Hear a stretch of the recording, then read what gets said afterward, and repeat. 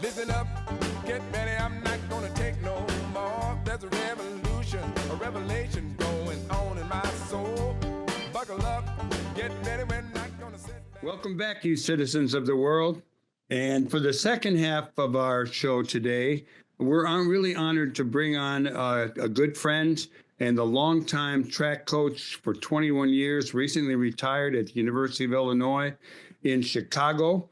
And before that, he was a track coach for a time at Iowa State, at Drake, at Northwestern, and Loyola. And it's the one and only Jim Knoedel, who has, upon retirement, started writing books, and he has become quite the prolific writer.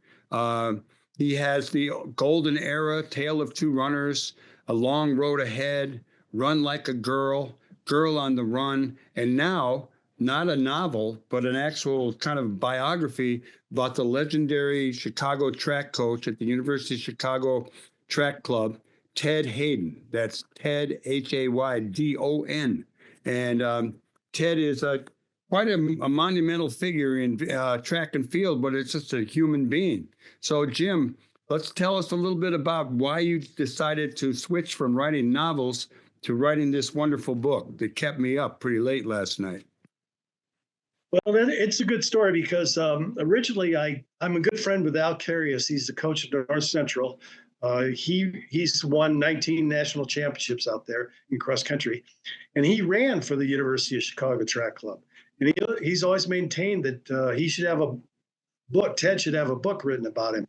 And he had kind of, I don't want to say pestered me, but he had encouraged me over and over and over. And so I got the bug and I started writing a little bit. But it's been a true joy to write because Ted Haydon was involved in so much during the 50s, 60s, 70s with track and field. He was at the center point. And so I found a lot of great stories about him. And his former athletes are extremely loyal. They speak nothing but highly of him. So he was a very unique character, and I've really enjoyed the task. The book is filled with reports from the Chicago Maroon, which is a newspaper at the University of Chicago. Just a lot of you had to do a lot of research. You were digging deep on this. Yeah. Let's hear a little bit about Ted Haydon, how he started out. He came out of Canada. His dad was a minister who ended up coming to the University of Chicago as a professor. Ted went to school in South Shore. He then went to the University of Chicago. He then went off to become a social worker. He then went back to the University of Chicago and became a track coach. Fill in the details on some of that. Well, it was interesting because his dad was a renowned minister in Saskatchewan in Canada. And he was actually, they removed him from his church because they thought his views were so radical, which is somewhat of an unusual thing. So I think that's the reason why he came down to the University of Chicago. He got his PhD at the University of Chicago and then eventually took over the religion department at the University of Chicago. But so Ted Haydon was actually born in Canada, came to the United States when he was about 10 years old, and they moved immediately to Chicago, and he lived in the Hyde Park or the South Shore neighborhoods for his entire life while he's in Chicago. So he's got quite a storied background doing that. I found it real familiar because my dad grew up in South Shore and at 7200 on Euclid, and I think Ted is 7200 on another street nearby. Close, yeah. Mm-hmm. Yeah, and my dad went to the U of C and did play under Alonzo Stagg for a year. And you do mention Stagg in the book, who is a famed football coach. So how did Ted end up becoming the track coach, and how did he end up founding the University of Chicago Track Club? Well, it was interesting because his career initially out of college was as a social worker. And he started with a program called CAPS, Chicago Area Project. It was started by Irwin Shaw. It was a big movement in the late 20s and early 30s.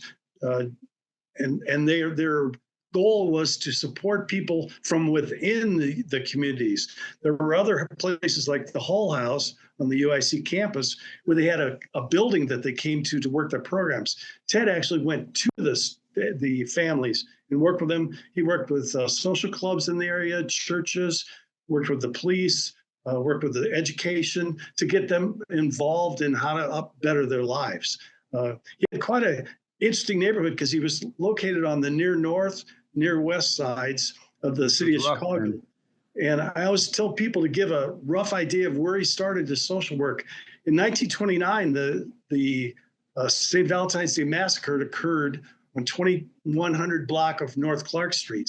That's where Ted worked. Now, that was in 1929, and he didn't start his social work until 1933, but it was certainly only 4 years later that certainly had to be rough neighborhoods that he was working in. Yeah, in reading about it, I could identify with it. I spent a lot of time in like Uptown and other places doing, radical community organizing. And he was like a community organizer. And I sense from reading the book and talking with you that his politics were kind of progressive. Very much so, yeah. He was not a political person per se. He never talked about his beliefs. He was involved largely in the humanist movement, which was big in the 20s and 30s in the United States. And his father actually had services on, I guess you'd call them services, because Ted was not religious at all. He was involved with no religion, but they had services with the Humanist Society on a weekly basis, and they usually spoke to 200 to 300 people. One of the things that I found, there's so many little nuggets in your book, but at one point he talked to people who lived in the suburbs about how they viewed their life, and they complained about everything. And then he talked to these immigrants in the poor neighborhoods, and they were blissed out being here and participating in America. Too bad maybe some people feel that way today, immigrants, but right now I think they're living in fear from the new Trump administration. Yeah. Let's talk a little bit more about Ted Haydon's kind of philosophy. He was a guy who really was into running for fun, and he encouraged that. And he was, clearly when he set up the University of Chicago Track Club, it was for all people who were eligible, not just elite runners. Maybe address that, Jim. What are the University of Chicago Track Club compared to others? Are there still a lot of track clubs out there? What's the deal? Yeah, no, his beliefs came from the humanist movement. And I think he learned a lot from his father, but he believed that everyone should be involved in the track club. That was very unique about the UCTC, was that he didn't care if you were bad like me or good like a Rick Woolholter, who was a world record holder. He had everyone on the team. So there would be people at track meets that would be lapped 2 and 3 times in a mile, and didn't bother him. That was certainly fine. So he wanted to make sure everyone was involved. So often the clubs you hear of, like the New York Athletic Club and the Southern California Striders, they only wanted the elite, the best of the best. He wanted everyone. So that was very unique about what he espoused. And I think that was a unique thing about the track club. He didn't care how good you were. He just wanted you to have fun. Well, you have a description of how he would run different heats, and run them right after each other. But who could run under 2 minutes? Who could run under 2:05? And so he included a lot of people, and there were a lot of. I noticed that a lot of the people who participated, elites who participated with the UC Track Club, didn't necessarily live here. Like Brian Oldfield? Oldfield, yes. He's from Elgin, but he wasn't living here and wasn't, but he participated. Talk a little bit about how he balanced these elite athletes and what attracted them to come to him, and also dealt with the community and the community at large and involving people and letting them in. It was a very unique club because most clubs, when you think of a club that was invented in the 1950s, they had meetings, they had dues, they had newsletters, they had all kinds of things. Ted had very little of that stuff. He didn't care if you lived in Minneapolis. There were guys that lived in Lawrence, Kansas. There were ones that lived in Muncie, Indiana. He had guys that lived in New York. Didn't matter where you were training from. So amazingly, a lot of the guys on the team didn't even know each other because they only saw each other at meets. They didn't train together. Probably the only person that trained regularly on the UFC track was Rick Woolholter. Rick ran at Notre Dame.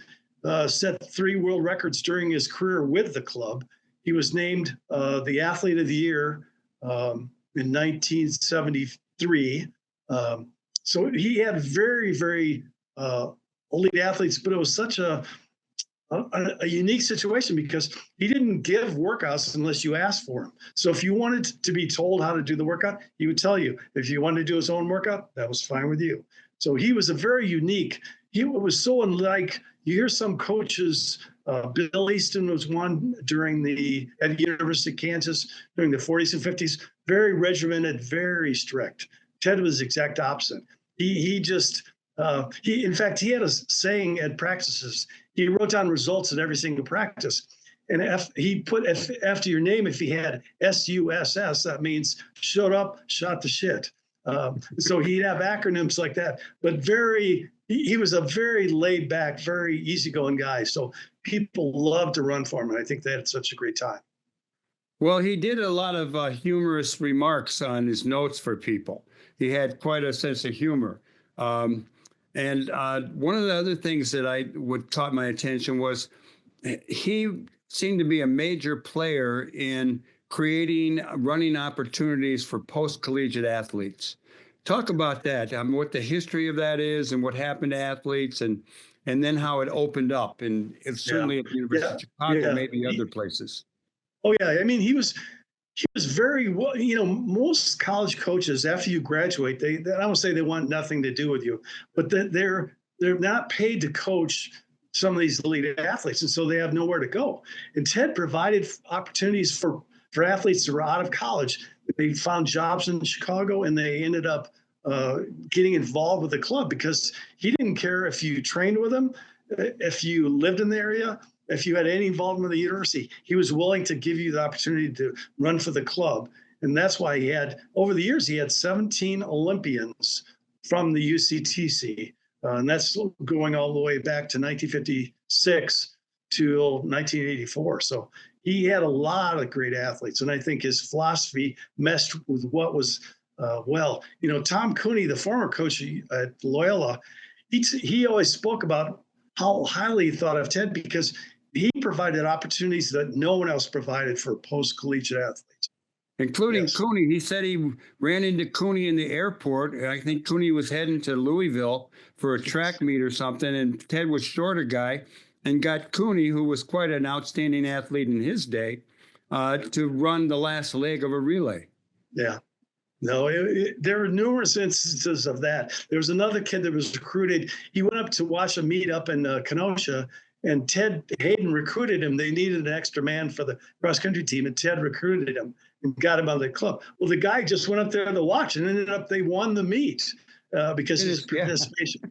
So, there's a million stories like that, and I think you'll find if you read the book, it's like it's little vignettes of things that occurred during the time of the club. But he had some great athletes. I mean, they had a spell in there with their 2-mile relays where I think they won the national title 8 out of the 10 years in a row. So they had quite a successful program there. And actually they set the world record twice in the indoor 2-mile relay and once in the outdoor 2-mile relay. So tremendous squad. I mean, they had some of the best with Ken Sparks and Bob O'Connor, and was Loyola grad, and Lowell Paul was a Kansas, and then Rick Walter.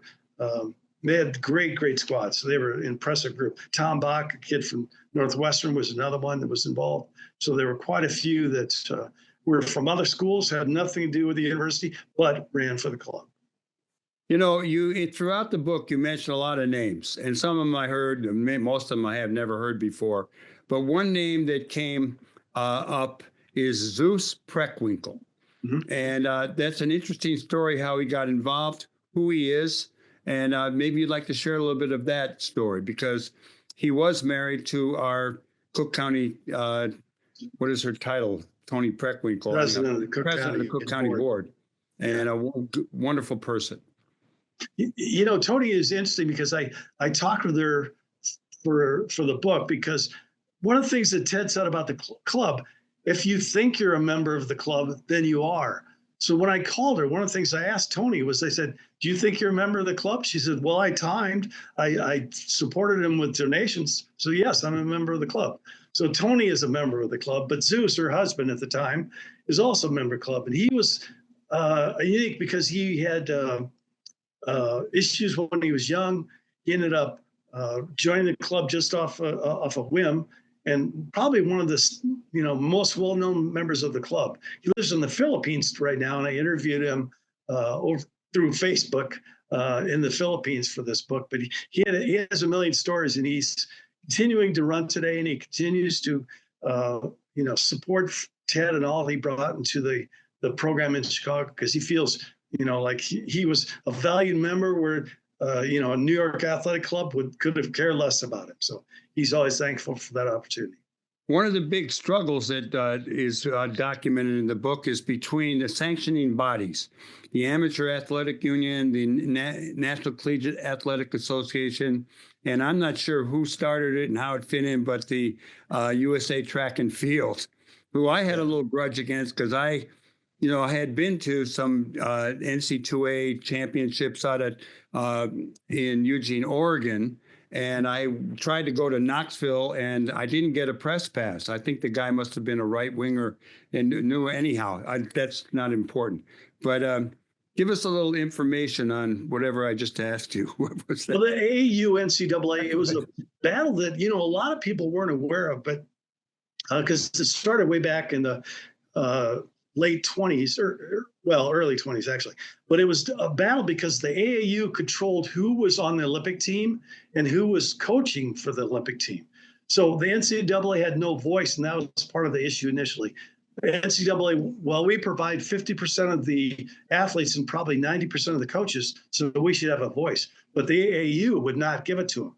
And so it became a big battle. And it came to a head for Ted Haydon in 1962 at the holiday meet, which is probably the most famous meet with the University of Chicago Track Club. But at the holiday meet, Ted had to get a dual sanction, which means insurance approval. And it means, so he had to get one from the NCAA and also from the AAU. Well, when the AAU found out he did that, they said, you're not going to run any more meets with open athletes at all. Well, because the UCTC, Ted was the coach at University of Chicago. So he was a college coach and a club coach. He had a dual. He was one of the rare coaches that was in that situation. So when he had the next meet coming up, they told him, AAU told him, if you host this meet with any athletes, they will be ineligible to compete on USA teams. And the same with the coaches. Any coach involved in this will not be involved in any USA team. Well, Ted didn't know what to do. So what he ended up was a unique, I say in the book that it was something out of the Marx Brothers, and I would say that's probably true. He had a practice meet. So he had all the athletes come up. He talked to them before the meet. He said, we're not going to keep any scores. We're not going to measure any heights. We're not going to have any times, any distances. So the coaches have to keep track of that themselves. Well, when the Tribune found out about that, they actually came out to cover the meet because it was such a unique situation. And to give you an idea, there were articles on this meet in the New York Times, the Chicago's, it was the Chicago Tribune, Chicago Daily News. So this was a national thing, the conflict between the two, and Ted was the one involved. So his solution at the holiday meet to have dual backfired, and so he ended up just having to have practice meets. So his indoor meets the rest of the year, because they were hosted by the club, but ran with college athletes also, he had to have practice meets for the next 3 meets. And so he dealt with it and eventually got solved. But it didn't get solved till 1978. So it was an ongoing issue. And Ted was the one that was in the middle of it. One of the things I was talking to our friend Gordon Thompson, who was also a track coach at Loyola with you, and he said that Dick Gregory, who I remember had run track at Southern Illinois, was a member of the club, was the MC at UC Track Club events. And then Gordon also said that sometimes Ted would do things like have music, like have violins and drums at the events. Do you remember any of that? Or his banquets were like nothing you've ever seen, because some years he would have like Avery Brundage. Avery Brundage was the head of the IOC, International Olympic Committee. Yes, very right wing. International Olympic Committee from maybe late 40s till 1972. But he was the elite. You got the leader of the World Organization to speak to the club. So he had him speak one time, but he also had people like Dick Gregory, and Dick Gregory did his routines at the club banquets. And so to think in 1959, Dick Gregory was a no one, although he's actually a good runner. He was MVP at Southern Illinois. He was a no one. He did it for 2 years and he bombed both times. And then he came back in 61 and he did a great job. And so he started going on circuits. He ended up going to the Playboy Club in Chicago, did a routine there. He got discovered by Time Magazine writer and ended up on the Jack Parr show, which is the precursor to Johnny Carson. So, you just had a little bit of everything. I mean, there would be Zeus would juggle balls while he played a piccolo. There'd be people, Jim Haydon, Ted's son, would play music during the events. You had, world record holders, you had lead people, and then you also had, some of the wildest stuff you've ever seen in an organization. So he was quite a character. Ted was something else. What happened to the University of Chicago Track Club? I didn't, when I was looking it up, the last information I saw was 2023. Is it still going on? No, it's not anymore, unfortunately, because one of the things that was unique about the club was it was a marriage between a club and the university. When Ted died in 1985, they lost that connection. The other coaches that came in, Mike Arisha, Mike Karlik, tried to continue it, but the university discouraged the connection more and more and more. And the connection was important because without the university coach having access to facilities for the club, it wasn't going to work. So it became an issue. And I'd say they held the last holiday meet about 2 years ago. It was during the pandemic was the last meet in 21, and they haven't had a meet since. So there's really no University of Chicago Track Club, which is sad. Give us a brief hit on running programs, track and field programs at colleges around the area. What should we look for? What teams are? I mean, North Central has a team, Loyola. Who's really good? Who's hot these days? Yeah, there's some good programs. I know North Central is predominantly one of the top Division III schools in the nation. They have great distance running program. They've done a phenomenal job. But I know upcoming meets we have. The Big East Championships are going to be held at the Gately track in the Pullman neighborhood. That's going to be the end of the month. And I know the Missouri Valley, the following 2 days, are going to be hosting their conference meet at Gately again. So they've done well. But I know that Loyola track team has done well in cross country. They won their conference meet, I think, 3 times in a row with women in cross country, and they won it twice with the men. So they're doing that's one thing I was going to ask you about women, because talking about athletes in the book at UC Track Club, no mention of women. Just first woman I heard besides his mother and his daughter was his, I think, assistant or something. Yeah, Rebecca Redmond. Yeah, one of the issues was people don't realize back in the 70s there weren't programs for women. So you just didn't have women, and right. So I tried to delve into that more, but I could only find 2 women who ran for the club, literally. It's hard to find them. And so I wanted to have something like that. And Ted was very welcoming because Karen said he was very helpful. He always took her to meets. She would ride along with the team to go to meets and stuff like that. And she ran for the UCTC, still has her singlet. It just wasn't an era. Title IX, the NCAA didn't have women's cross country until 1981. So it's Ted died in 85. So we like Title IX. Yeah, Ted, another thing I saw in the book was Reese Park and the Reese Park Striders. And I remember in the early days of the Heartland Cafe, I had just taken up running a few years before, going out to Reese Park. So I may have been at one of those meets that he was still alive at in 75. Yeah, probably. Let me ask you, I'm going to throw in real quickly that there is a track meet at down at the University of Chicago in the Henry Crown Fieldhouse on February 22nd. And the thing I wanted to ask you was, why would you recommend this book to people who are not track people, who are not runners? I think anyone would enjoy this, honestly, because Ken was such a unique character. He just had a great sense of humor. He was so laid back, easygoing. And I think you would see that he was, from 1950 to 1985, he was probably one of the most involved coaches in the track, in the national scene of anyone. So he was certainly a big time. And you would enjoy it, I guarantee everyone.